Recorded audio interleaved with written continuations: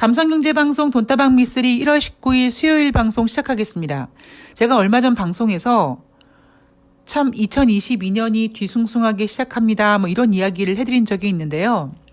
연초부터 대한민국 대통령 후보 중에 야당 후보에 관련된 인물에 무속인이 있다더라. 지금 달나라를 가네마네 하는 이 21세기에 참 뒤숭숭합니다. 게다가 주식시장 같은 경우에는 미국의 금리 인상 이 이슈 때문에 많은 투자자분들이 아주 심란한 하루하루를 보내고 계십니다. 사실 미쓰리도 무속에 관심이 좀 많습니다. 제가 무속에 관심을 갖게 된 이유가 2008년도에 제가 정말 너무 힘들었을 때, 그때 해결할 수 있는 방법도 없고 완전히 제 멘탈은 멘붕됐고 제가 완전히 정신줄을 놓고 있으니까 너무 저를 안타깝게 보신 주위 몇 분이 너 안 되겠다. 너 일로 와라. 제 손을 붙잡고 점집에 가서 무속인 선생님 앞에다가 앉히더라고요. 근데 그 무속인 선생님께서 뭐라고 하시냐면 그때 제 앞뒤가 꽉 막혔대요. 그래서 구술해서 앞뒤를 뚫어줘야지만 제 일이 잘 풀린다는 거예요. 그래서 제가 얼마가 드냐 물어봤더니 1,500만 원이라는 겁니다. 아니 당장 150만 원도 없는데, 그래서 제가 선생님 저 지금 당장 먹고 죽을 돈도 없다라고 하니까 그 무속인 선생님이 뭐라고 하시냐면 아니래요. 너는 네가 결심만 하고 네가 의지만 있으면 1,500만 원을 구할 수 있다는 거예요. 그래서 속으로 드는 생각이, 아니 내가 굿하겠다고 1,500만 원을 구할 수 있으면 내가 그 돈 가지고 젠장 맞을 주식을 하지, 이런 생각이 들더라고요. 여하튼 너무 좀 버거운 일이라 제가 그냥 좀 더 고민하고 오겠습니다. 지금 돈이 없으니까 좀 생각해보고 오겠습니다. 그러고 점집을 나오면서 어떤 인생의 깨달음 같은 게 좀 느껴지더라고요. 그리고 제가 그때 깨달음을 느끼게 된 이유 중에 하나가, 사실 제가 2008년도 어려웠던 이유가 제가 너무 무모한 계획을 세우고 목표를 너무 무모하게 잡았고 실력은 없는데, 그러다 보니까 그 목표를 이루기 위해서 무리를 했고 과욕을 부렸고 그 와중에 문제들이 터진 거거든요. 그리고 제가 그 문제를 딱 봉착한 다음에 나 벌 받는구나, 이렇게 하면 안 되는 거였구나, 이걸 풀어야겠는구나, 이런 생각을 하는 중에 그 무속인 선생님이 구술하라고 말씀을 하시니까 제가 점집에 나오면서 제 머릿속에 드는 생각이 뭐냐면, 그 무속인 선생님이 하신 말씀 중에 구술하면 일이 잘 풀린다, 잘 될 수 있다 라고 얘기하신 그 문구 중에서 구술하면이라는 문장은 생각이 안 나는 거예요. 오로지 일이 잘 앞으로 풀릴 수 있다에 꽂힌 거죠. 그래서 돈도 없고 굿 안 해도 일이 풀리겠구나, 시간이 걸리더라도, 그리고 시간이 걸릴 수밖에 없겠죠. 제가 저질러 놓은 일이니까. 그러니까 하나씩 풀어가야겠구나, 힘들더라도, 그냥 그렇게 생각을 하고 돌아왔습니다. 제가 왜 이런 얘기를 해드리냐면, 저는 일이 되려면 그냥 다 순리대로 이렇게 풀리는구나라는 깨달음을 깨닫고 지금 하루하루로 살고 있는데, 제가 지금 살고 있는 이곳에 이사 올 때 저도 손 없는 날을 봤거든요. 근데 그 전에는 사실 손 없는 날 이런 거를 감히 생각이나 할 수 있겠습니까? 제가 살고 있었던 월세를 못 내서 보증금 까먹고 그 남아있는 보증금 가지고 쫓겨나서 어디든지 그냥 제 짐이랑 제가 누워서 잘 수 있는 곳을 찾아서 그냥 오로지 그냥 계약만 하고 집만 들어가면 되는 거니까 이사갈 날짜니 뭐니 이런 거는 엄두도 못 냈습니다. 근데 지금 살고 있는 곳으로 이사 오면서는 기간이 좀 있었어요. 그래서 이사 날짜를 잡고 어떤 분이 그러시더라고요. 야, 너 그동안 정말 더럽게 고생했으니까 이제 좀 잘 풀려야 되니까 이사 언제 하기로 했니? 손 없는 날 해라. 그래서 손 없는 날? 나 이사하기로 결정했는데? 날짜 잡았는데? 그리고 이제 생각해 봤더니 가만히 있어봐. 그럼 날짜를 바꿔야 되나? 라는 생각이 들더라고요. 그래서 이제 인터넷으로 제가 이사 가는 날, 아니, 그러니까 제가 이사 가기로 한 달에 손 없는 날을 이제 검색해 봤더니 제가 이사하기로 한 날이 손 없는 날이더라고요. 그래서 제가 그때 또 하나 느꼈죠. 아, 그래. 이렇게 일이 되려면 되는구나. 라고 느꼈습니다. 그러니까 제가 왜 지금 손 없는 날에 대한 이야기를 해드리냐면, 지금 김건희 씨에 관련된, 그다음에 윤석열 후보에 대한 관련된 그 무속에 관련된 얘기 나오잖아요. 그 네트워크 본부라는 곳이 무속인들이 있었고, 국민의힘에서는 그런 거 없었다라고 막 손사래를 치면서 그냥 그 본부를 해산시켜버리는. 근데, 뉴스 기사 중에 이재명 후보와 윤석열 후보의 양자 TV 토론이 27일 밤 10시부터 12시까지 잡혔다. 그런데 갑자기 국민의힘에서 27일 싫다. 안 한다. 31일 저녁 6시부터 10시 사이에 하자. 이렇게 제안했다고 하죠. 근데 국민들 이제 마음속에는, 머릿속에는 김건희 씨의 어떤 발언들, 내가 기가 세다, 또 도인이랑 어쩌고부터 시작해서 윤석열 후보 주변에 이 손바닥에 왕자부터 시작해서 이미 이제, 그쪽은 이 무속인들이 이렇게 막 지배하는구나 이런 인식이 있잖아요. 그러니까 많은 분들이 왜 국민의힘에서 27일이 아니라 31일로 날짜를 바꾸자고 했을까. 그래서 생각해 봤더니, 그날이 손 없는 날이더라. 이런 얘기를 하시는 분들이 계시더라고요. 이제는 국민의힘에서 뭐만 하면, 이제 국민들은, 저거 또 무속의 힘에, 그 무속인들한테 조언을 구해서 아마 이런 인식이 이제 완전히 각인됐습니다. 제가 국민의힘에서 날짜를 바꾸는 거를 보고, 그리고 많은 분들이 손 없는 날 이런 얘기를 하는 거 보고 어떤 생각이 들었냐면, 이제 대통령 선거가 끝나고 김건희 씨의 어떤 학력 위조, 경력 위조, 그리고 그런 건 다 때려치고라도 김건희 씨의 도이치모터스 주가 조작에 관련된, 김건희 씨는 주포였어요. 누가 봐도 주포인데 여하튼, 그러니까 어떤 그런 김건희 씨와 그리고 윤석열 후보도 검찰총장에 있을 때 직무유기 이렇게 가지고 2개월 동안 정지되고 이런 그 일들이 이제 시간이 지나서 어떤 법적인 절차를 통해서 이제 조사를 받고 어떤 책임을 묻게 됐을 때 그분들은 이 무속인 이런 거 되게 좋아해요. 손 없는 날 이런 거 막 좋아하시니까 두 분이 이제 손잡고 검찰에 조사받으러 갈 때 혹은 구속하러 가는 날 검찰이 좀 이렇게 양해를 구해서 손 없는 날로 이렇게 좀 잡아주시면 그것이 굉장히 그분들한테 굉장히 큰 배려가 아닌가 그런 생각을 혼자 하면서 빵빵 터졌습니다. 네. 윤석열 후보가 여러 가지 어떤 그 액션들, 도리도리 한다는 거, 사타구니 긁는 거, 어떤 그 말하는 어투 이런 거 굉장히 또 흉내내시는 분들이 많으시더라고요.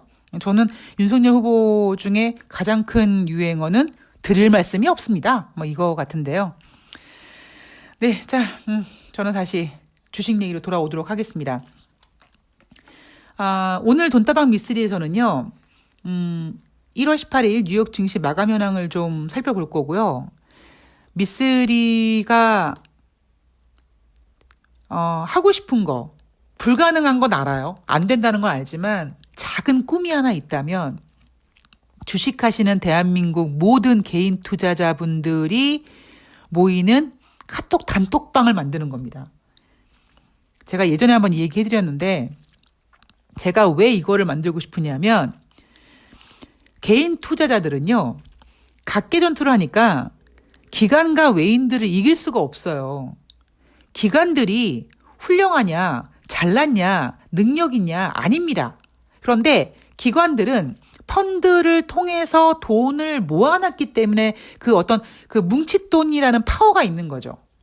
그리고 외인 같은 경우에는 환율과 연관된 어떤 그 달러 가치의 위력, 그리고 그들이 갖고 있는 어떤 정보, 그러니까 개인들은 정보도 부족해, 돈도 또 모이지도 않아, 혼자서 그냥 증권계좌에다가 본인 돈 넣고 이렇게 매매를 하니까 각계 전투로는 그들을 이길 수가 없는 거죠.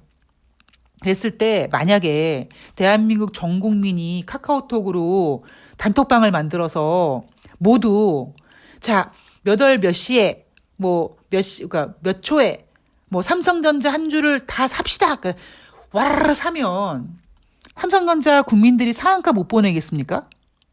물론 이제 나중에 그게 주가 조작이다고 할진 모르겠습니다. 그러니까 이론상 말씀드리는 거예요. 오늘 제가 왜 단톡방 얘기를 해드렸냐면, 불가능하지만, 대한민국 개인 투자자분들의 단톡방은 불가능하지만, 여러분들의 어떤 그 정신적인, 마인드적인 한번 단톡방을 만들어 드리고 싶어서 제가 오늘 방송을 준비를 했습니다. 자, 우선 뉴욕 증시 먼저 체크를 할게요. 1월 17일, 월요일, 뉴욕 증시는 마틴 루터 킹 데이로 휴장을 했습니다. 그리고 화요일 뉴욕 증시는 3대 지수가 하락했습니다. 제가 요즘에 좀 이렇게 되게 열이 많이 받는 게, 저는 그동안 사실 막 주식만 보고 돈다방 미스리 방송만 한다고 여기만 보다 보니까 다른 거에 관심이 없었는데, 국민들이 검찰 개혁해야 된다, 언론 개혁해야 된다, 그래서 저게 솔직히 무슨 소리야? 몰랐거든요. 근데 제가 여러분들께 이런 얘기 해드리잖아요. 제발 방송에서 나스닥 다우지수 1% 하락했는데 제발 급락했다고 하지 말아라. 3,000포인트 깨졌어, 붕괴했다는 얘기 하지 말아라. 그 단어가 얼마나 많은 투자자분들을 공포감으로 모는데. 그래서 제가 이런 얘기 종종 하잖아요. 솔직히 여러분, 대한민국 코스피 시장이 오늘 3,000선이 붕괴됐습니다. 주식 개뿔도 모르면서 괜히 투자자들한테 공포감만 주는 거잖아요. 그래서 돈다방 미쓰리에서는 급락했다, 급등했다, 붕괴했다, 이런 단어 쓰지 않는다고 계속 말씀드리고 있습니다. 저는 제가 평정심을 되게 좋아하는데요. 좋아하는 이유가 중요하기 때문이겠죠. 여러분들한테도 여러분 평정심. 그 평정심을 깨트리는 단어가 붕괴, 급락, 급등 이런 겁니다. 자, 18일 화요일 뉴욕 증시는요, 다우지수가 1.51% 하락, 나스닥이 2.6% 하락, S&P 500이 1.84% 빠졌습니다. 나스닥은요, 여러분, 상대적으로 다우지수와 S&P 500보다 좀 더 먼저 빠지고 하락폭도 좀 더 큽니다. 왜냐하면 지금 시장의 가장 큰 이슈는 미국의 금리 인상이거든요. 금리 인상에 취약한 것은 나스닥이기 때문에 나스닥이 먼저 영향을 받고, 다우지수가 견고하게 움직여도 나스닥은 2%씩, 3%씩, 물론 반등도 하지만 그건 상승이 아니라 반등하면서 빠지면서 지금 나스닥은 작년 10월 초 이후의 최저치, 그리고 뉴욕 증시 같은 경우에는 대부분 증시가 고점 대비 10% 빠지면 여러분 증시가 조정장에 돌입했습니다, 이렇게 진단을 하는데, 지금 나스닥 같은 경우에는 현재까지 9.6% 고점 대비 하락했으니까 조만간 조정 국면에 돌입한다, 이런 지금 평가가 나오고 있죠. 물론 다 의미 없습니다, 여러분. 나스닥은요, 2020년 4월 이후 지금 200일 이평선을 하회하고 있다고 합니다. 자, 지금 뉴욕 증시 3대 지수를, 특히 나스닥을 이렇게 조정 국면으로 집어넣은 원인은 미국의 10년물 국채죠. 미국의 10년물 국채가 1.87%대로 상승했습니다. 2020년 1월 이후 최고치예요. 자, 왜 여러분 지금 미국의 10년물 국채 금리가 이렇게 난리부르스를 칠까요? 제가 1월 초에 여러분 1월 3일인가요? 1월 3일 날 12월 달 FOMC 회의록이 공개가 되는데 1월 3일 FOMC 회의록이 공개되는 그 순간부터 1월 25일부터 26일까지 올해 첫 번째 열리는 FOMC 회의가 그 진행되는 때까지 우리는 인플레이션 금리 인상 때문에 굉장히 증시가 스트레스를 받을 거란 얘기를 이미 해드렸습니다. 왜냐하면 기간이 너무 타이트해요. 그리고 지금 상황 같은 경우에는 연초에 인플레이션이 이슈가 될 수밖에 없는 상황이기 때문입니다. 지금 미국의 10년물 국채금리가 1.87%대로 상승한 이유는 이제 다음 주죠. 1월 25일부터 26일까지 FOMC 회의를 앞두고 연준이 공격적으로 긴축을 할 것이라는 것에 대한 우려감입니다. 1월 초에 12월 달 FOMC 회의록을 까봤더니 테이퍼링을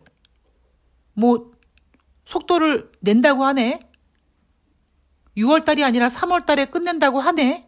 이런 과정 속에서 그들이 나눈 얘기를 봤더니 와, 얘네들 2022년에 연준이 굉장히 매파적으로 좀 가겠는데 거기에다가 금리를 결정하는 위원들도 매파 성향으로 구성되다 보니 지금 1월 달 요 기간 동안에 금리 인상에 대한 공포감이 극도에 다다라는 거죠. 여기에다가 여러분 공식적으로 연준은요. 2022년에 3번의 금리 인상의 점도표를 가지고 있습니다. 조금 좀 더 여유가 있다 그랬을 때는 한 번 정도 더, 그러니까 3번의 금리 인상을 기준으로 해서 여차하면 한 번 더 4번의 금리 인상을 할 수도 있다라는 지금 플랜을 갖고 있어요. 근데 연준의 이런 의사와는 달리 누가 설레발을 칩니까? JP모건 CEO 4번의 금리 인상 더 이상으로 6번에서 7번의 금리 인상을 할 수 있다. 이런 설레발을 치고 이미 지금 투자은행의 이런 그 CEO나 이런 전략가들은 3번의 금리 인상도 아니에요. 그냥 4번이에요. 기준이 4번이 돼버린 겁니다. 여기에다가 CNBC와 마켓워치에서 어떤 보도가 나왔냐면 3월달 FOMC에서 그냥 우리가 대충 미국이 올해 한 3번의 금리 인상을 한대. 그럼 얼마씩 한대? 한 25bp씩 한대. 우리는 이렇게 알고 있지 않습니까? 그런데 CNBC와 마켓워치에서 이번 3월달 FOMC에서 25bp가 아니라 50bp 금리 인상 한대. 라는 보도를 했습니다. 할 수도 있을 거라는 보도를 한 거죠. 전문가들의 인터뷰를 인용해서. 그러니까 투자자들은 겁먹을 수밖에 없는 겁니다. 여기에 아예 일부 전문가들은요. 3월까지 못 기다리겠대요. 1월에 금리 인상 가능성을 제시했습니다. 그러니까 지금 시장 분위기는요. 2022년 3월달 FOMC에서 기준금리를 인상할 거다. 인상 가능성이 지금 97%까지 갔기 때문에 3월달 금리 인상은 완전 거의 확실시된 거죠. 그 상황에서 일부 전문가들이 3월달 금리 인상에서 25bp가 아니라 50bp 할 거다라고 공포를 지금 부여하고 있는 거고, 그것도 부족해서 3월까지 안 가. 1월달에 그냥 첫 번째 금리 인상 해버릴 거야. 이런 지금 분위기를 시장에 심어주고 있으니까 나스닥이 조정 국면에 들어간 겁니다. 자, 경제 지표를 볼게요. 제가 여러분 이번 주에 뉴욕 제조업 지수, 그러니까 일명 엠파이어 스테이트 지수가 발표가 되는데 미쓰리 생각으로는 이 지표가 별로 안 좋을 것 같습니다라고 말씀드렸잖아요. 1월 달 뉴욕 엠파이어 스테이트 지수가, 제조업 지수가 마이너스 0.7을 기록했습니다. 이건 기준이 0입니다. 12월에는요, 31.9를 기록했는데 지금 한 달 동안에 33포인트가 하락했고요. 지금 기준선 0에서 떨어졌기 때문에 1년 7개월 만에 지금 엠파이어 스테이트 지수는 경기 위축으로 돌입했습니다. 그리고 1월달 주택시장 지수도 83이 나왔는데 12월에는 84, 그리고 전문가들이 예상했던 1월달 예상치도 전월과 똑같았던 84였습니다. 그런데 84보다 부진했어요. 지금까지 정리를 해보면 지금 뉴욕 증시는 FOMC 회의를 두고 긴장하고 있다. 긴장하고 있는 가운데 이제 연준 위원들은 블랙아웃 시즌으로 들어가서 발언들을 할 수 없고 그 이외에 뭐 JP모건 CEO나 이런 일부 전문가들이 시장 분위기를 이렇게 보고서는 연준이 3월 달에 25bp가 아니라 50bp 금리 인상할 수 있을 거고 그리고 3월 달도 부족하니까 1월 달에 금리 인상할 거다. 이런 식으로 지금 분위기가 돌아가고 있는 거죠. 그런데 상대적으로 발표되는 지금 경제 지표는 좋지 않습니다. 그럼에도 불구하고 지금 일부 전문가들이 3월달 금리 인상을 25bp가 아니라 50bp로 혹은 1월달 금리 인상을 예상하는 이유가 뭐냐면 국제유가 때문이에요. 지금 국제유가가요. WTI 기준으로 1.61달러 상승한 85.43달러 그리고 브렌트유 같은 경우에는 지금 87.90달러가 됐습니다. 전문가들이 국제유가 세 자릿수 그러니까 100달러 갈 수 있다라는 지금 의견들이 나오고 있습니다. 왜요? 그냥? 아니에요. 그냥이 아니라 이란이랑 친한 예멘 반군 후티가 세계 8위 석유 생산국인 아랍에밀리트의 국제공항과 석유시설을 드론으로 공격했다. 이건 뭡니까 여러분? 국제유가의 상승을 부추길 수 있는 지정학적 리스크가 부각이 된 겁니다. 그러니까 또 전문가들이 100달러 갈 수 있다고 얘기하는 거죠. 저는요, 지금 봤을 때는 100달러 이 수치를 맞추는 게 중요한 건 아니고, 저는 한번 이런 부분을 고민해 봤어요. 왜 오펙이 증산을 안 할까?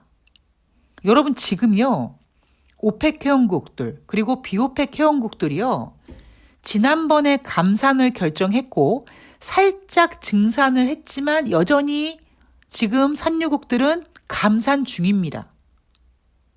그런데 지금 각국이 인플레이션 때문에 죽겠네 하고 있지만 중동 국가들이 국제 유가 가격을 떨어뜨릴 생각이 없어요. 여러분 왜 그럴까요? 저는 미쓰리가 생각했을 때는요. 이거예요.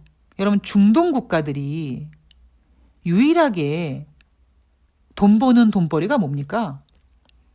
기름 팔아서 먹고 사는 거잖아요. 그런데 예전에는 정말 국제 유가가 막 100달러도 가고 그러지 않았습니까? 그래서 막 중동 국가 그 기름 부자들, 기름 부자들 막 하얀색 그 옷 입고 다니고 막 이러지 않았습니까? 그런데 몇 년 전을 여러분 돌아보면 제 기억으로 2016년인가요? 그때 WTI가요. 막 26달러 막 그렇게 떨어진 적이 있었습니다. 그렇게 국제유가가 막 떨어지니까 중동 국가들이 감산을 해서 공급을 조절한 거죠. 그런데 여러분 그때 26달러가 거의 저점이긴 하지만 작년 기준으로 55달러, 60달러가 평균 가격이었잖아요. 그 가격으로 중동 국가들은 힘들어요. 그러니까 우리도 한 명 한 명 인생을 살면서 물 들어왔을 때 노젓는다고 지금 중동 국가들은 그나마 요즘에 기름 팔아가지고 좀 돈 좀 만지는 상황이 된 겁니다. 왜? 몇 년 동안 국제유가가 저가였거든요. 몇 년 동안 힘들었어요.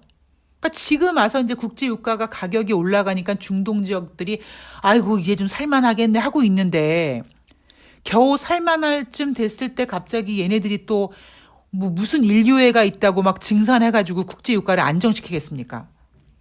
물론 이 상태로 어느 정도 가게 되면 이제 미국이 우리 조 바이든 대통령께서 또 압박을 하겠죠. 미친 거 아니냐. 니네 증산해라. 이렇게 얘기하면서 조정을 하겠지만 아직까지 그리고 어느 정도 선까지는 중동 국가들이 그동안 국제 유가 저가로 인해서 힘들었던 부분을 만회하고자 이 상태로 계속 갈 가능성이 큽니다. 그래서 제가 요즘 계속 방송에서 얘기하는 게 뭐냐면 뉴욕 증시가 빠져야지만 미국의 금리 인상이 후퇴된다니까요. 국제 유가가 당분간 안정되기는 좀 어려울 거라고 봅니다. 제 생각에는 이거 예멘 반군 후티 이거 일부러 지금 요 타이밍 맞춰가지고 그냥 더 이러는 거 아니야? 싶을 정도로 그런 음모론을 제기하고 싶을 정도로 지금 당분간은 국제 유가가 떨어질 가능성은 저는 희박해 보여요. 왜냐하면 그거는 뭐 어떤 이유를 불문하고 미쓰리 개인적인 생각으로는 그동안 너무 국제유가가 저가다 보니까 중동 국가들이 어떤 경제적으로 힘들었고 지금 와서 이제 만회되는 상황 속에서 다시 힘들어지기 싫은 거죠.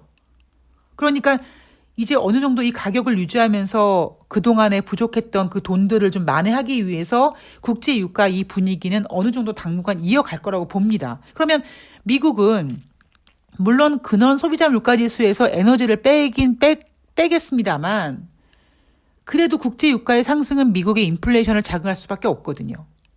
그러면 미국의 인플레이션은 당분간 계속 이렇게 국제 유가와 이래저래 이유로 고공행진을 하면 여기에 발표되는 경제 지표는 이미 이제 슬슬 꺾입니다. 왜냐하면 물가지수가 높다 보니까 뭐 미국의 소매 판매도 마찬가지였죠. 지난번에 소매 판매부터 시작해서 지금 엠파이어 스테이트 제조업 지수 같은 경우는 완전히 마이너스로 돌아섰고요. 그러니까 앞으로 발표되는 경제 지표가 지난번에 발표됐던 지표들보단 부진하게 나올 겁니다. 그런데 아무리 경제 지표가 예전보다 부진하게 나와도 연준은 금리 인상의 목표를 향해서 자기들이 약속했던 금리 인상을 하기 위해서 진행을 시킬 겁니다. 여기 부분에 브레이크를 걸 수 있는 건 뭐냐면 바로 증시예요. 뉴욕 증시가 미국의 금리 인상에 대한 우려감으로 나스닥이 이렇게 하락하고 팍 빠지면 연준이 금리 인상을 과격하게 할 수 없습니다. 근데 뉴욕 증시가 견고하면요. FOMC는 금리를 인상할 겁니다. 차례대로. 미국은 워낙 쓸 카드가 많다고 얘기하잖아요. 그러니까 제가 너무 안타까운 게 뭐냐면 미국은 현재까지는 나스닥은 물론 조정 국면에 들어갔지만 다우지수와 S&P는 여전히 견고합니다. 조정 국면에 들어가지 않았어요. 그런 상태에서 누가 빠집니까? 국내 증시만 빠지는 거예요. 우리만 똥멍청이들처럼 빠지고 있는 겁니다. 하물며 1월 18일 같은 경우는요. 원달러 환율이 전일 대비 하락했음에도 불구하고 우리나라 증시는 2864포인트로 마감을 했습니다. 빠졌어요. 이 사이클을 좀 말씀드리면 우리나라가 어떻게 해야 되냐면 우리나라 투자자들이 어떻게 이걸 대응해야 되냐면 미국이 빠집니다. 그러니까 우리나라 증시가 끝난 다음에 미국 증시가 열리잖아요. 그러면 미국 증시가 빠진다. 그럼 그 다음날 이제 미국 증시가 끝나고 열리는 우리나라 증시가 같이 빠지지 않겠습니까? 시가가 빠지지 않겠습니까? 그럼 시가가 빠지고 시간이 지나갈수록 다시 가격을 회복하는 거예요. 그래서 대충 한 마이너스 약보합, 최소한 마이너스 약보합 정도로 빠져주면 또 우리나라 증시가 끝난 다음에 미국 증시가 열리면 미국 증시는 금리 인상 부담으로 또 빠지는 거예요. 그럼 미국 증시 끝난 다음에 우리나라 증시가 어이구 미국 증시가 빠졌네 우리도 빠지자. 그리고 이제 빠지는 과정에서 신용 물량, 현금 미수 물량이 다 털려 나가는 거죠. 그렇게 해서 그 정도만 견뎌. 우리나라는 그렇게만 견뎌주면 뉴욕 증시가 이제 나스닥뿐만 아니라 다우지수와 S&P도 조정 국면에 들어간다. 그러면 미국 투자자들이 어떻게 하겠습니까? 그러면 연준 위원들이 강력하게 금리 인상 할 수 있겠습니까? 못해요. 근데 우리는 지금 그거를 못하고 있는 거예요. 중국 얘기를 좀 해볼까요? 여러분 중국은요. 지금 잘 버티고 있어요. 오히려 미국 보란 듯이 잘 버티고 있습니다. 그런데 중국이 어떻게 잘 버티고 있냐면은요. 지금 중국은 중기 유동성 자원 창구를 통해서, 지원 창구를 통해서 영내포를 통해서 지금 2,900억 위안을 풀고, 그리고 만기를 고려해서 했다고 쳐도 그래도 한 900억 위안 정도의 중기 유동성 지원 창구를 통해서 돈을 풉니다. 그리고 금리도 0.1% 인하했습니다. 중기 유동성 자원 창구, 지원 창구로요. 이렇게 지금 중국은요, 시장을 견고하게 버티기 위해서 유동성을 공급하고 있는 거예요. 왜? 중국은 신흥국이거든요. 그러니까 미국은 워낙 쓸카드가 많은 나라라서 금리 인상을 한다 하지만 결국 금리 인상에 엄청 취약한 나스닥은 조정 국면에 들어갔지만 다우지수 S&P는 버티는 거고, 신흥국인 우리나라 증시는 덜덜덜 떨면서 계속 빠지고 있는 거고, 중국은 유동성을 풀면서 지금 버티고 있는 거예요. 제가 그랬죠. 제가 봤을 때 베이징 올림픽은 이제 끝난 것 같아요. 그럼 중국이 과연 언제까지 버틸 수 있겠느냐. 중국이요, 요즘 위안화 초강세를 보이고 있습니다. 그리고 중국 시장에서 디지털 위안화주가 강세를 보이고 있어요. 이거 왜일까요? 중국은 지금 미국과 디지털 화폐 전쟁 지금 이제 막 워밍업 하고 있는 겁니다. 이미 미국은 달러 강세로 좀 유지하고 있고, 중국은 지금 돈 풀고 베이징 올림픽이라는 명분하에 지금 위안화 강세 만들어 놓고 있습니다. 근데 뭐예요? 우리는 아무것도 못하고 있어요. 우리는 뭐예요? 그냥 쫄아요. 그냥 쫄아서 미국이 빠지기도 전에 먼저 빠져요. 그리고 회복을 못해요. 다시 말씀드리지만 연준이 지금 시장에서 예상했던 대로 강력한 금리 인상을 하지 못하게 하는 방법은 뉴욕 증시가 빠져야 됩니다. 근데 우리나라 증시는요, 뉴욕 증시가 견고했을 때도 빠지고, 뉴욕 증시가 빠져도 빠지고, 못 태어나요. 그래서 우리나라 국내 증시는 허접한 겁니다. 여러분, 신라젠 상장 폐지 결정났다고 하잖아요. 물론 앞으로도 결과가 하나 더 남았긴 하지만. 여러분, 신라젠이 어떤 종목입니까? 지금 오늘도 카카오그룹주 힘들어하고, 이렇게 허접한 주식시장입니다. 우리나라 증시가. 그러면 결국 개인 투자자분들이 조금 뚝심 있게 조금 시장을 멀리 보고 악재에 좀 이렇게 굳건한 마음으로 지금 시장 상황이 어떻게 돌아가지? 이거 어떻게 해결해야 되지? 그리고 이 판을 좀 읽어야 되는데 덜덜덜덜덜 떨고 있어요. 그러니까 국내 증시는 맨날 버벅거리고 있는 겁니다. 여러분 한번 당분간 흐름을 보세요.